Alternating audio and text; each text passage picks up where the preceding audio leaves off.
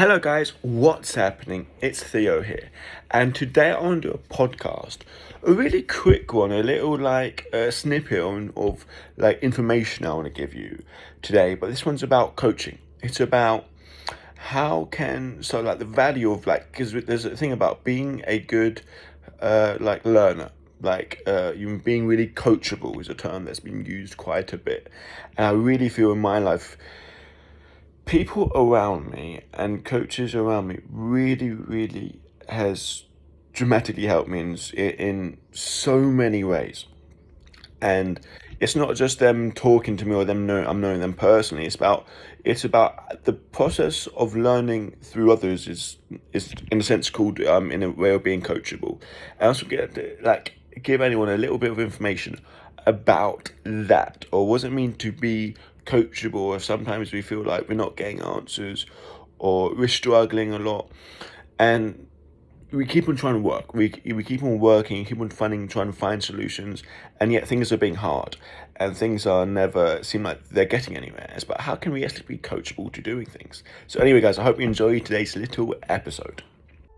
So the big question is this: how can dyslexics like us create a place, a community, a tribe where people at any stage of life can come and solve any challenge, amplify their strengths, and ultimately help them become who they were meant to be? Or in other words, conquer their dyslexia. That is the question, and this show is the answer. My name's Theo Goff, and welcome to the Conquering Dyslexia podcast. So guys, to start off talking about our coaching, or about being coachable, and how does this relate to being with dyslexia, with dyslexia and everything. And it simply is that if you think about dyslexia, we obviously are different in certain ways. In other ways, we're the same, dyslexics to non-dyslexics. But how can being coachable help us dyslexics? It's that one thing that I've seen as I speak to people, and I've used myself multiple times, and sometimes I still use it, and it's hard because I know I shouldn't use it, but it's hard not use it. So it's that we say to other people say, well, you just don't understand, you can't appreciate, how this feels, and it's like the belief that you don't understand me. Now, where I say this, I use this. I don't want to use it. I try not to use it, but I have been, and I do. It's something I'm trying to work on. Because if we say that, oh, you don't understand me, you don't understand me, you don't understand where I come from, oh, you can't help me, you don't get it, then we're rejecting all help from them. And there's only two in my life areas where I say, oh, don't, you just don't understand. Two specific ones. I remember when I lose things all the time. When I lose things, I think people don't understand it, because I lose things literally multiple times a day, and it's one of the most frustrating things that can happen to me, and especially when people around me, when I say, oh, I lost my wallet, I lost my phone. They're obviously really kind, they want to help, but me losing my wallet and my phone and say important things in my life, it's just another day. It's like, okay, I'll find it, calm down, go through the process. But if I tell other people, oh, they could be all worried, they could be all this, they could be all that. And one thing I say, well, don't worry, it's that it's me. It's me. I feel like it like this. I feel that losing things is just, it's normal part. And second thing is names. I say to people, oh, I'm really bad at remembering names. They go, oh, I am too. Laugh. Oh, good one there. Because I'm very bad at remembering names. Everyone says they're bad at names, but I'm very bad at names. Honestly, I got better at it recently, but I'm still bad at names. But this thing about saying that, oh, you don't understand what it's like, cuts us off from being coachable, cuts us off from having experiences and learning from them. Now, when I want when I say coachable, there's a couple of things I want to say. So to be coachable, first off, I think we have to things that I've learned through my life, and being coachable, one of the most valuable things you have to already have in you before you start learning from others. First thing is that realize the person who knows they don't know everything is the smartest. The person who thinks they know everything is the dumbest.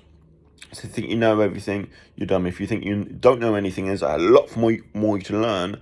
That's when you have a more smarter mindset. I discussed this, I think, in one of my last episodes. That's the first thing. The second thing is realize that everyone's opinion is not valued the same. So when we're looking for help with dyslexia, we're looking for help, on certain different things. So we're looking for people who's got extreme experience in this. We've got experience. And it's not just having dyslexia, but also helping people with dyslexia.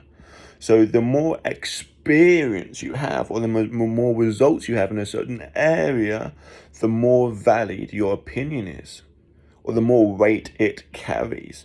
Say, I'd much rather listen to Warren Buffett or Ray Dalio and all, this is just this is all money stuff, like investing. Listen to these people rather than listen to my mate. You know what I mean? To see what they say. I want to listen to the people who I trust the most, who I think has got the most experience and most results in a certain area. That's obviously, authentic and, genuine, not out to just sell me anything. Okay, see what their opinion is. Take that, their opinion, and then kind of, if I believe in it or if it makes sense, I'm going to use it as my own. So we use it as our own, and then we can use it and we can teach it and we can practice it and we can test it out. And then that's something we've got to look for in learning stuff, because there's like a process of finding our passions, or there's a process for us learning a new skill or new thing. It's basically if you have an interest, we go and look to the interest. Interest becomes a passion. We get really passionate around it. Learn from multiple different schools of thought around a certain topic, around dyslexia, around martial arts. Is what Bruce Lee did. Was interesting in martial arts. He was passionate about it. He learned martial arts from all these different part of areas, all these different types, and they combine them. And basically, this is his saying. He was like, can't remember it word for word. He's like, take what's useful, learn everything you can from all these different schools, all these different ways of doing stuff. Like with dyslexia, if you want like Davis dyslexia method, Autumn Gillingham, all these other names, all these other teaching protocols, you take what's useful, you discard what's not useful, and you create what's your own. So you take what's useful. Okay, I like this bit. I like this bit. I like this bit. I like this bit. Well, this bit doesn't make sense because it's not that important. Or this bit, I do this bit is better than, you know what I mean? Like you get rid of what's not useful and you create what you own. Instead of saying, oh, these guys are doing it these different ways. What happens if I do this way? This way could be better. And you create your own. Then you create your own style. You create your own thing. But yet you are standing on the shoulders of people who built it. But then you're making it on. You're having that new upgrade, that new feeling towards it. So that's how we really learn something and really craft something and create something new. But let's talk about being coachable, because I went off track of it.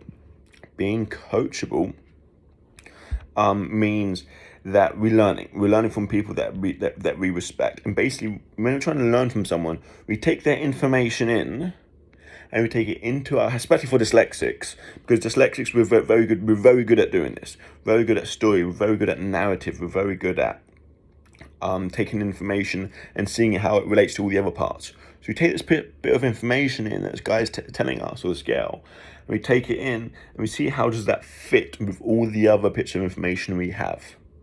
And if it fits good, we've got a piece of knowledge. But if it well, what about this? What about this? Because sometimes one school of thought says this, like with nutrition all the time.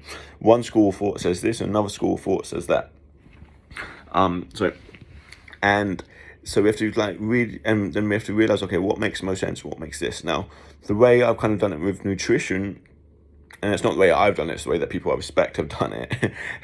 It's like they take in all this, there's so much information out there, but then they go into sort of like a logical, kind of like realistic world standpoint. And does this make sense holistically? Does it make sense? Does it make sense? Or is it too complex? Yeah, sometimes if it's too complex, no point listening to it. If it's has a simple basis of understanding. Anyway, don't want to get into that, but it's about being coachable. How can we be coachable? So now, going into our day, going into our week, because I know it's Monday here, how can we be more coachable now? How can we take advice? And it all starts from one prospect about taking responsibility of our own actions, our own results, and realize if someone's got somewhere, if someone has better results, the results that we want to get, they're doing it not because they're getting the results not because they're lucky. They're doing it because of the strategy they're using, the order and sequence and quality of their actions. That is how they are getting the result. And in order to get the same result, you have to learn the order, the quality of the actions they are taking. And then once you do that and model it and learn from them by being coachable, doing it. And now, this isn't a whole guide to being coachable. It's kind of like principles and how do you actually get them to coach you. You become friends with them, you talk to them, you do whatever you can to learn from that person. But it comes from a desire of getting better. So guys, that was our little message for today about how you can be coachable and moving in to this next week with more of a being saying, okay, I can do this.